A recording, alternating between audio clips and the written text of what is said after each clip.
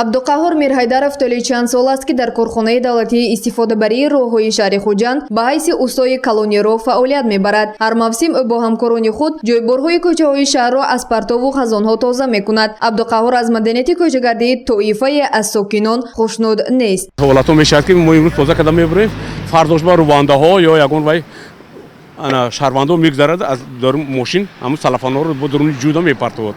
амро қутиё махсус аст, ҳамун қутиё дар партиям бо нахтар мешавад. дар шаҳри Хуҷанд 315 километр ҷойбор мавҷуд аст ки дар ҳар фасли сол кормандони масъули роҳҳои шаҳр онро аз партов тоза мекунанд, зеро дар ҳолати тоза накардан дар сурати боришот оби зиёд ҷамъ шуда ба танбашавии ҷойборҳо ва рехтани об ба кӯчаҳо оварда мерасонад. ҷойборҳои шаҳр асосан аз ҳисоби баргҳои рехташудаи дарахтон ва партовҳое ки тоифае аз сокинон ба кӯчаҳо мепартоянд танба мешавад ки ин кори масъулини роҳро вазнин мегардонад.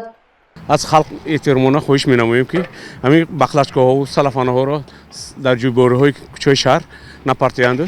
мо аз марҳила бар марҳила ҳамин кӯчаҳоро тоза карда рафта истодаем.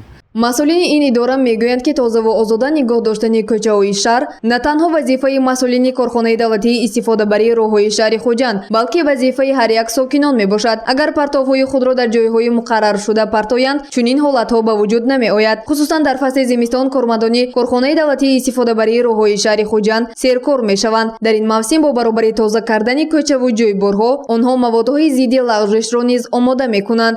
خیلی که دیده ایستادتان نمک آمیخته 500 تانه تیار کرده شده است. این چنین طبق نقشه 5 عدد نقلیات های ضروری که برای همین استفاده برای همین دوره ضرور است از تعمیر کپیتالی برآورده آماده کرده شده است. برای استفاده برای همین نقلیات های ضروری با JDMM شرف نسا شرطنامه بسته شده است عایدی تامین نمودنی مواد سوزشواری. از این 5000 لیتر مواد سوزشواری دیزلی 150 لیتر روغنی مالیدنی. масъулин мегӯянд кормандони идораи роҳ ки дар давраи тирамоҳу зимистон кор мекунанд бо тамоми олатҳои кории зарурӣ ва либосҳо таъмин карда шуданд. аз санаи 1 декабр дар маркази шаҳр навбатдории шабонарӯзӣ дар ҳайати 5 нафар фаъоланд. дар болои пули дарёи Сир аллакай 14 қутии маводи зидди лағжиш гузошта шудааст. با دستگیری ریاست خواجگی منزلی کمونیلی شهرمان از هفته‌باز تازه‌کنی سانیتری 3 عدد نقلیات های مخصوص، نقلیات هایی که برای تازه کردن برف از راه‌ها جدا کرده شده است که آنها نیز در همین نوبتداری اشتراک نموده برای تامین نمودن حرکتی بهترین نقلیات در راه‌های شهر که همگی 164 از 9 کیلومتر در شهرمان راه است میباشد.